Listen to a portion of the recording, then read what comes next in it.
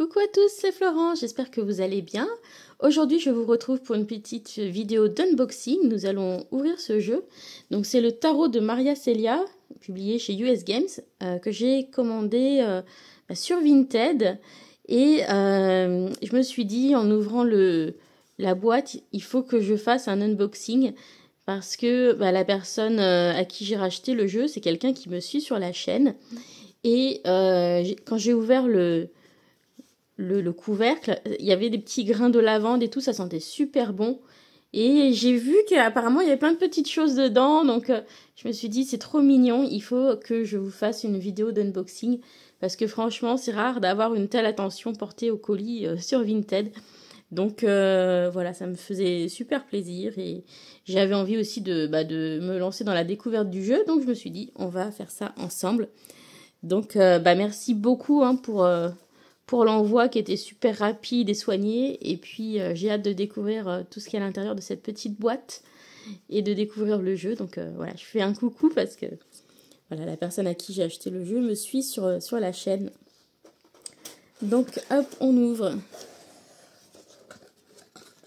Voilà, donc Rossella. Et donc, le petit mot. Et quand j'ai ouvert... Ça sent la lavande, regardez-moi ça, il y a plein de petits grains de lavande. Je trouve ça trop adorable. Et ils sont vraiment super parfumés, quoi. J'adore. Petite plume aussi. Voilà, donc je vais mettre ça avec mes petites choses sur ma table de tirage. Mais vraiment, cette lavande, il faut que j'arrive à la récupérer dans quelque chose. Parce que ça sent trop, trop bon. Est-ce que j'ai quelque chose sur le côté de ma table qui me permettrait de faire ça? Ouais. J'ai une petite boîte à bijoux là. Je vais récupérer dans le couvercle. Et puis ensuite, je remettrai ça peut-être dans autre chose. Mais ça sent trop bon cette lavande. Et moi, malheureusement, je n'arrive pas à en faire pousser dans mon jardin. Donc je garde. Je garde la vraie lavande. J'adore l'odeur. Hop là. Bon, voilà. J'ai mis un petit peu de bazar. Mais voilà. Donc, petite plume. Un petit pochon aussi. Et oh là là. Il y a encore des choses là-dedans. Alors, voilà. Pour ma gourmandise. Cola. Mon parfum préféré en choupa choups. Et puis, des petits arlequins de Lutti. Parfait pour la voiture, là, quand on va partir en vacances. Merci beaucoup. Et donc, il y a aussi un jeu de 32. C'est super gentil. Et il va falloir que je me mette au jeu de 32, hein, du coup. Parce que je ne sais pas tirer le jeu de 32. Mais ça va être l'occasion. Hop. Donc voilà, un petit jeu de 32. Merci, c'est adorable. Merci Rossella. Et puis vous avez vu les petites fibres là pour protéger. Il y a encore plein de lavande là dans le fond de la boîte. Donc je vais récupérer tout ça tranquillement. Et on dirait qu'il y a un numéro de téléphone. Ah non, c'est une date. C'est une date qui est marquée dans le couvercle ici. Voilà. Et donc, l'objet de cette vidéo, c'est l'unboxing de ce jeu-là, le tarot de Maria Celia. Donc, je vais mettre de côté la petite boîte. Et merci beaucoup, Rossella, parce que ça me fait super plaisir déjà que tu aies pu m'envoyer le jeu aussi rapidement pour que je puisse l'avoir avant de partir en vacances. C'était vraiment adorable. Merci aussi d'avoir accepté un petit peu de négocier le prix du jeu. Ça m'a fait très plaisir. Et puis je m'attendais pas à recevoir tout ça dans le colis aussi bien présenté. C'est vraiment super chou. Alors, tarot de Maria Celia. C'est un jeu de Linird Jim Narciso et il se trouve en fait que j'ai un autre jeu de ce créateur Donc ça, c'est publié par US Games, comme les petites boîtes, vous savez, par exemple le Morgan Greer In a Teen, le Centennial Edition, voilà, le Wild Unknown, ils ont plusieurs jeux qu'ils ont sortis dans ce format. Et donc le tarot de Maria Celia. Voilà, et donc je fais juste un petit raccord au montage parce que je suis allée chercher dans mes étagères l'autre jeu que je possède du même créateur. Il s'agit du Gravenchase Le Normand que j'avais acheté sur Etsy mais qui vient de Make Playing Cards. Donc vous pouvez aussi l'acheter directement depuis Make Playing Cards. Et donc j'aime beaucoup ce petit Le Normand qui a beaucoup de personnalité. Et en plus, on a des cartes supplémentaires pour les signes astro, ce qui est plutôt sympa. Voilà. Donc là, c'est c'est la petite extension Gravenchase Zodiac Oracle avec les signes du zodiaque. Voilà, vous m'avez peut-être déjà vu utiliser ce jeu pour la partie astro, quand je fais des tirages par signe, en fait, pour indiquer le signe, des fois j'utilise ça. Le dos, je le trouve super choupi. Et vous avez la partie Le Normand. Voilà, toujours avec le même dos. Et qui est comme ça. Donc dans un style qui fait un petit peu médiéval, mais avec des couleurs un petit peu sympas. Et puis des designs un petit peu rigolos, des fois au niveau des personnages ou des animaux. Voilà, donc c'est un jeu de petit Le Normand que j'aime bien, celui-ci. Et donc, ça fait plusieurs années maintenant que je regarde avec intérêt le tarot de Maria Celia. Et je dois avouer que jusqu'ici, j'hésitais parce que c'est un tarot de Marseille au niveau du système. C'est pas un Rider-Waite. Et jusqu'ici, mon système de prédilection, c'est le Rider-Waite parce que c'est avec ça que j'ai appris à tirer les cartes. Donc c'est ce qui me faisait vraiment hésiter à avoir ce jeu. Et là, avant de partir en vacances, j'ai décidé quand même que j'avais envie de l'essayer. Et je me suis rendu compte qu'il est devenu assez difficile à obtenir parce que sur Amazon, on le trouve encore, mais avec un délai de livraison de plus de 3 mois. Donc je pense qu'il doit y avoir un stock qui va être envoyé peut-être d'ici 3 mois pour arriver en France courant octobre. Mais voilà. Et à la FNAC, il est disponible, mais c'est via un partenaire européen. Donc avec un jeu qui vient je crois, du Danemark. Donc là aussi, il doit y avoir un stock très limité parce que ils ne peuvent pas, les boutiques ne peuvent pas, les libraires, etc., ne peuvent pas le commander. Donc c'est quand même qu'au niveau du stock, à mon avis, c'est des fins de stock sur ce jeu-là. Donc j'ai eu de la chance de le trouver sur Vinted. Donc il arrive dans cette petite boîte, voilà, qui sera super sympa pour promener dans le sac. J'avais envie depuis longtemps en fait d'un de ces petits jeux US Games In a Teen et je savais pas trop sur lequel partir et celui-ci me plaisait beaucoup au niveau des couleurs, mais il y avait cette hésitation du fait que ce soit un Marseille. Et maintenant quand même que je suis quand même bien plus à l'aise avec le tarot, finalement même sans l'illustration, je sais à quoi correspondent mes mineurs et je peux sans doute m'adapter à un tarot de Marseille de la même manière que si j'utilisais un pipe deck. Voilà. Donc j'ai hâte qu'on le découvre ensemble. Hop là. Et ouais, il y a peu de Marseille qui m'attire, mais celui-ci en faisait partie. Parce que vous allez voir, les cartes et les couleurs sont super belles. Donc ici, on a le petit livret. Rapidement, je vais regarder un petit peu ce qu'on a dedans.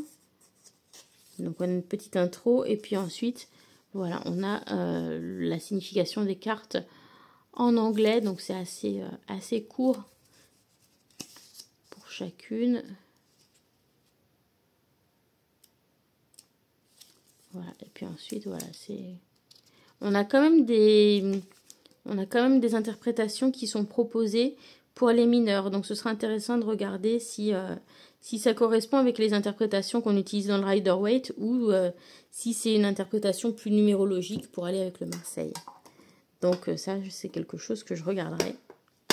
Alors, ce petit tarot de Marseille, il est vraiment super joli au niveau des couleurs. Et ce dos, regardez-moi ce dos comme il est super mignon. Voilà. Donc, et je pense que je me suis lancée suite au live que j'avais fait. Parce qu'on m'a posé la question, est-ce que tu as des tarots de Marseille? Et bah non, j'en ai pas en fait. Donc voilà, c'est mon premier Marseille. Et il y en a quelques-uns qui me font de l'œil quand même des Marseille. Il y a celui-ci bien sûr, puisque je l'ai acheté. Il y a le tarot noir. Il y a le Trionfi della Luna. Mais après Trionfi della Luna, j'aime beaucoup la version Illustrated Pips. Donc je pense que si j'en achète un des deux, je partirai quand même plutôt sur la version avec les mineurs illustrés. Il y a le tarot que Célia est en train de faire avec Claire Duval. À mon avis, il va être super beau. Et puis, dans une certaine mesure, il y a aussi le Gulliver le Normand, pourquoi pas. Gulliver le Normand, le tarot de Gulliver. Mais vraiment, ceux qui m'attiraient en tarot typé Marseille, c'était celui-là, le tarot noir. Il y a aussi celui illustré par Chris Hadar. Donc, je crois que il s'appelle le véritable tarot de Marseille. Le dos de deck me plaît beaucoup. Et puis, après, graphiquement, j'ai vu que Emmanuel Iger va sortir en septembre une copie d'un facsimilé qui est à la Bibliothèque nationale. Donc, et le jeu a l'air assez beau au niveau des couleurs, mais vraiment très traditionnel pour le coup. Mais voilà, je sais pas, je regarderai si je me laisse tenter ou pas, notamment pour avoir les interprétations. Mais voilà, tout de suite on passe à la découverte de celui-ci parce que je blablate beaucoup là. Alors, donc, allez, le roi de Pentacle. Je sais pas si c'est dans l'ordre. Si ça va être dans l'ordre. Alors, on va peut-être les prendre. Et si je fais comme ça, oui, voilà. On va les découvrir dans ce sens-là. Donc déjà, petite carte de présentation super jolie. Et puis, c'est un peu les couleurs de ce jeu, quoi. Du violet dans un Marseille, je trouve ça trop joli. Voilà, puis cette petite patine.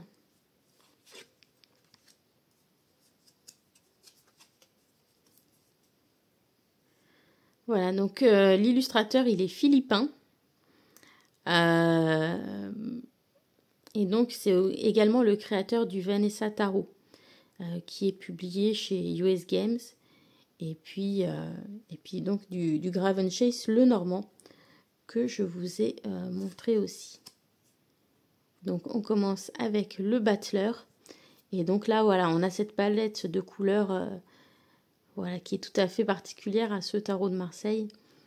Avec voilà, ce vert un petit peu pistache, du rouge, du violet. Voilà, donc pas du tout les couleurs traditionnelles. Et justement, c'est un petit peu ces couleurs qui m'ont attiré dans ce Marseille. Et puis les personnages ont une certaine douceur aussi, je trouve, au niveau des visages. Voilà, la papesse.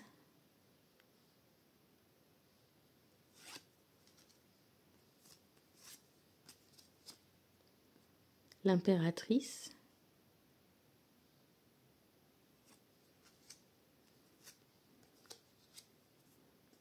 L'empereur.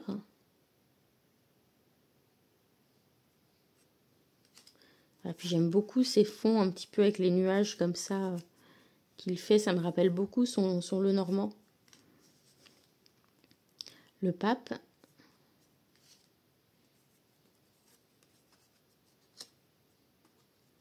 L'amoureux. Voilà, avec un amoureux vraiment version Marseille avec le choix entre les deux épouses. Le chariot.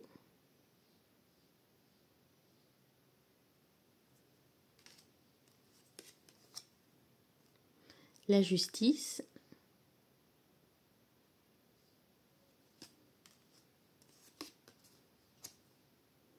L'ermite.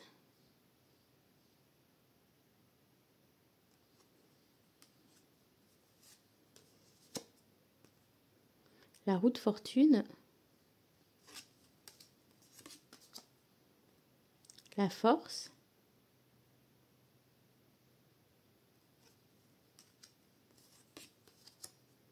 Le pendu. Voilà, qui a une tête assez rigolote.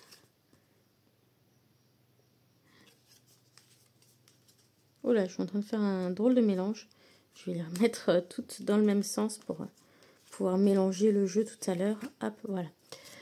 Ensuite, bah, la non nommée, l'arcane sans nom, la mort. Et vous voyez, j'aime beaucoup ces petits fonds étoilés aussi qu'il fait là. Voilà, ce petit côté vieilli, c'est sympa. L'étoile, non, tempérance. Tempérance. Je vais aller trop vite. Le diable.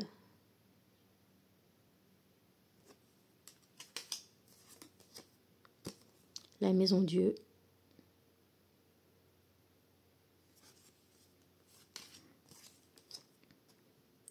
L'étoile, voilà cette fois-ci.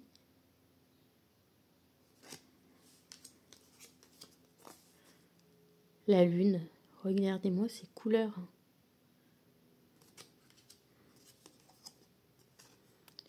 Le soleil.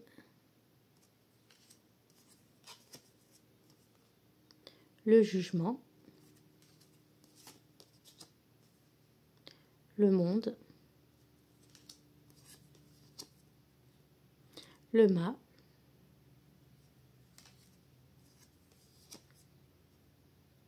L'as de bâton. Le 2. Voilà, là je trouve tous les petites feuilles, les petites fleurs super jolies sur ces mineurs, et les couleurs aussi sont très belles sur les mineurs. Et donc, bah voilà, je pense que c'est la palette de couleurs de ce jeu.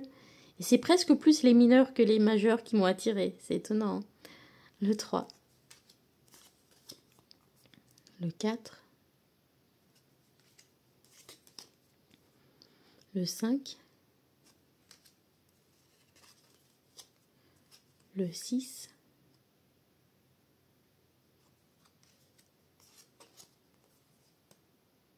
Le 7.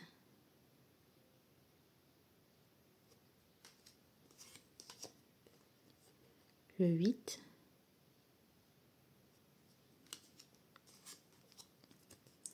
Le 9.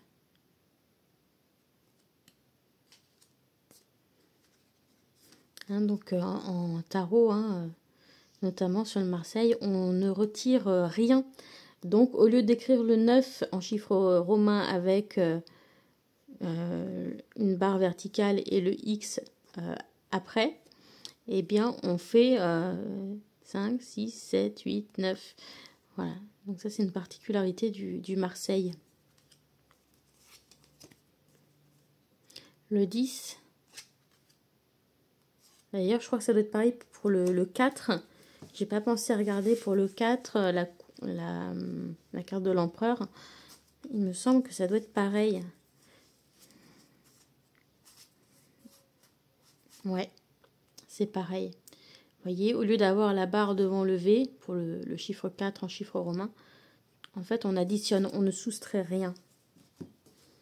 Ça, j'avais lu ça dans le référentiel de naissance de Gérard Colleuil. Voilà, le valet.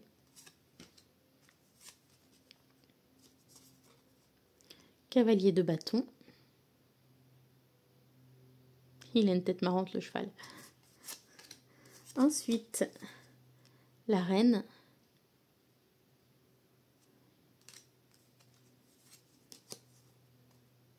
Le roi.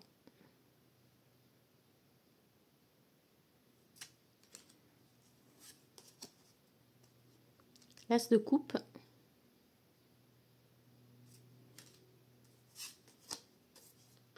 Le 2.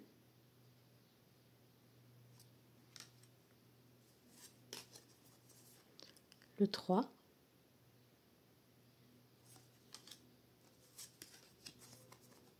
Le 4. Donc là, voilà, on retrouve cette numérotation particulière aussi, hein. Le 5. le 6. Ah, donc ça doit être pareil aussi sur Tempérance, la carte numéro 14. Voilà, il y a quelques cartes comme ça qui ont une manière un peu spéciale de faire les chiffres en chiffres romains. Le 7, le 8, le 9, 9 de coupe et le 10 de coupe. Voilà, on regarde maintenant les cartes de cour. Donc on a le valet,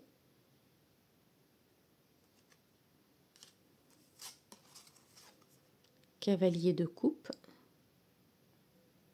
avec un cheval rose. Voilà. La reine de coupe.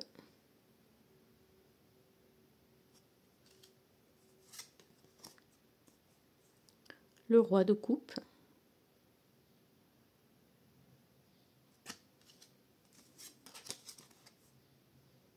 Oh, cet as d'épée, il est beau.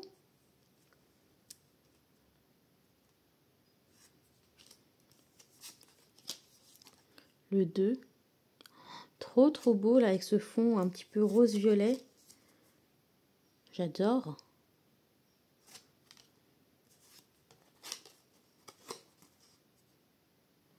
Voilà le 4. Le 5. Le 6. Le 7. Le 8.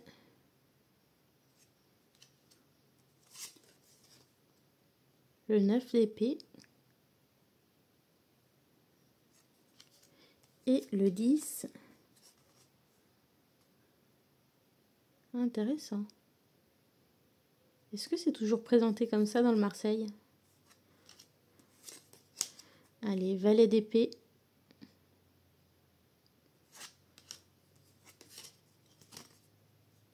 Cavalier d'épée. Son cheval, il est déter. La reine.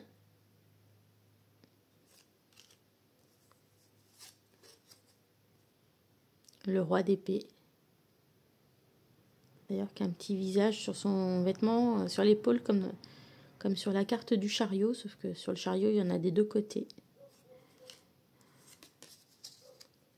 Oh, celui-ci aussi, il est très beau. L'as de denier. Le 2. Vraiment, il est très joli au niveau des mineurs, je trouve. Les couleurs sont super belles. Le 3. Le 4. Le 5.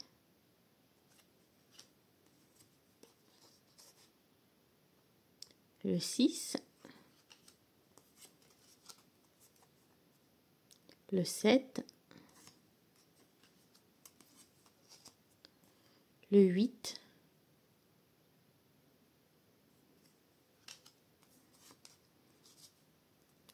Le 9. Le 10. Le valet.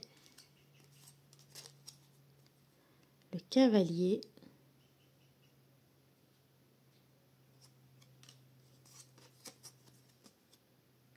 La reine.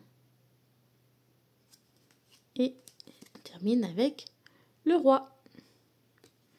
Voilà, et donc nous avons vu l'ensemble des cartes de ce jeu. Allez, donc je vais vous proposer qu'on fasse le petit tirage d'interview et on ne se privera pas de regarder dans le petit livret si on tombe sur des mineurs pour voir comment elles sont interprétées par rapport au Rider-Waite. Donc on le mélange. Alors je vous ai pas parlé de la taille du jeu, j'ai pas pensé. J'ai à côté de moi le Ehrenberg Tarot de chez US Games. Donc on va comparer la taille des cartes. Mais c'est quand même pas mal plus petit, hein, voilà. Voilà, ce qui en fait une bonne taille pour un un jeu un petit peu plus pour voyager, parce que quand même la boîte est plus petite, plus compacte, et en même temps ça reste très agréable au niveau de la prise en main, c'est pas trop petit, les images non plus sont pas trop petites, parce que j'ai un mini tarot de chez Llewellyn, le mini Histoire de sorcière, là, mini Everyday Witch. Pour le coup il est vraiment mini et c'est presque difficile à mélanger, mais là au contraire la taille est très agréable sur celui-ci. Allez, donc on le mélange bien avec l'intention de faire connaissance avec ce jeu. Alors, je vais faire un tirage qui n'est pas tout à fait le même que d'habitude, mais en même temps, c'est pas voilà, c'est pas un rider, donc ça va changer un petit peu. Donc on est toujours un petit peu dans ce côté speed dating, mais on va changer un petit peu le tirage habituel. Alors, hop, on va couper et on va hop là, étaler. Alors, voilà, je fais un autre petit raccord, mais la vidéo était trop longue, donc j'ai décidé de couper, de raccourcir. Et comme ça, je pourrais vous donner quelques informations aussi que j'ai recherchées plus en détail sur le jeu. Donc on commence avec ce tirage d'interview pour faire connaissance avec le jeu. La carte qui représente ce tarot de Marseille en particulier, eh bien c'est la carte de l'empereur, parce que c'est un jeu qui a une énergie assez masculine. C'est un jeu aussi, je pense, où l'idée d'ordre et de structure est importante. Comme c'est pas un jeu illustré au niveau des mineurs, je pense que pour moi ça va être intéressant de pouvoir m'appuyer sur mes bases, sur la structure du tarot que j'ai déjà en tête pour pouvoir l'utiliser. Et puis on a aussi l'idée d'un jeu assez puissant, hein, puisque l'empereur est un personnage puissant. Voilà, c'est aussi un jeu qui va sûrement pouvoir aussi être intéressant pour tout ce qui est prise de décision, hein, puisque l'empereur est celui qui décide. Ensuite, la deuxième carte en haut, c'est la carte voilà, qui montre avec quelle énergie, parmi mes énergies, ce jeu s'accorde en ce moment. Et donc avec l'énergie du 2 de denier, donc le besoin de trouver un bon équilibre entre physique et mental, entre physique, un bon équilibre physique, hein, avec peut-être certains rééquilibrages à faire, besoin aussi de plus de flexibilité au niveau du corps, besoin aussi de trouver le bon équilibre entre les différentes tâches qui m'incombent. Donc voilà, je trouve que ça parle plutôt bien avec ce qui m'intéresse en ce moment. Ensuite, la troisième carte ici représente les principales qualités de ce tarot. Donc, c'est un tarot ici qui permet d'entamer un voyage vers quelque chose de nouveau. Hein. Il y a cette idée-là dans le 8 de coupe, envie de découvrir de nouvelles choses. Et c'est le cas ici, puisque c'est mon tout premier Marseille. Et c'est aussi le 8 de coupe, il y a aussi l'histoire de tourner le dos à quelque chose pour avancer. Et cette idée de peut-être couper certains liens et d'avancer vers autre chose, continuer. Et c'est quelque chose aussi qui me parle en ce moment. Donc je pense que c'est peut-être la raison pour laquelle j'ai acheté ce jeu. Mais en tout cas pour l'instant, le tirage me parle bien. Le défaut principal de ce jeu, eh bien, nous avons ici le valet de denier. Alors, je ne sais pas pourquoi il ne veut pas faire le focus automatique. Valet de denier, donc, d'un côté, c'est un jeu qui est fiable, etc. Hein, le cavalier de denier représente la fiabilité, quelqu'un de travailleur, de régulier, etc. Mais à côté de ça, il manque un peu de... Pardon, le valet. C'est quelqu'un qui est travailleur, donc c'est un bon jeu de travail en quelque sorte. Mais c'est pas forcément très créatif, le valet de denier. Donc voilà, peut-être que l'absence de mineurs illustrés peut limiter un peu ma créativité dans l'interprétation des tirages. Ensuite, ce qu'il a à m'apporter, donc nous avons le 9 d'épée, donc il peut m'aider à surmonter des périodes de stress, d'anxiété, d'angoisse, de mental beaucoup trop omniprésent qui me paralyse ou qui m'empêche de dormir ou d'avancer comme je voudrais, etc. Et donc voilà, un jeu qui va permettre de reprendre le contrôle finalement sur ce mental beaucoup trop présent. Donc là aussi, c'est quelque chose qui me parle en ce moment. Hein. Et on continue avec la manière de travailler avec ce tarot. Donc on a la carte de l'étoile. Donc se laisser guider, se laisser apaiser aussi par ce tarot, par les couleurs. Chercher voilà, à faire le calme pour trouver sa guidance avec ce tarot. Voilà, et retrouver de l'optimisme et un sentiment d'apaisement surtout. Hein. C'est le sentiment d'apaisement qui me vient à l'idée de sérénité avec l'étoile. Et enfin, ma relation avec ce tarot, la manière dont elle va évoluer, eh bien on a le 10 de denier, ce qui semble indiquer que ce jeu va être un bon investissement. Un jeu aussi qui trouve sa place dans ma collection et qui enrichit ma collection. Et voilà, je vous ai dit que c'était un jeu qui n'était pas forcément très facile à trouver. Hein. J'avais vu assez peu d'offres sur Amazon et en librairie, c'était compliqué de le commander, de le faire venir. C'est pour ça que je l'ai acheté sur Vinted. Et en me renseignant, après avoir tourné la vidéo, je suis allée sur le site de US Games et le jeu n'apparaît plus du tout sur le site de US Games, ni en tant que sold out, ni rien du tout. Donc, à mon avis, il n'est plus édité et plus produit. Donc, si vous le voulez, il y a, à mon avis, plus beaucoup d'exemplaires disponibles. Donc, il y a les quelques exemplaires sur Amazon où il y a 3 mois de délai. Il en reste un exemplaire quand j'ai acheté. Il y en avait un exemplaire, un autre sur Vinted. Mais c'est à peu près tout ce que j'ai trouvé. Et après, quelques revendeurs américains qui l'ont sur Etsy. Mais si j'ai bien compris, hein, je pense que ce jeu ne doit plus être édité. Donc finalement, je pense que, vous voyez, c'est un jeu qui me faisait de l'œil depuis longtemps. Et j'ai eu comme cet appel de... Voilà, il m'appelait et là, il fallait que je le commande et que je l'ai vite. Et finalement, c'est peut-être pour ça. J'ai peut-être perçu le fait que... en fait, c'était un petit peu peut-être un peu une dernière chance de l'obtenir, ce jeu. Parce que... apparemment, voilà, il n'est plus édité.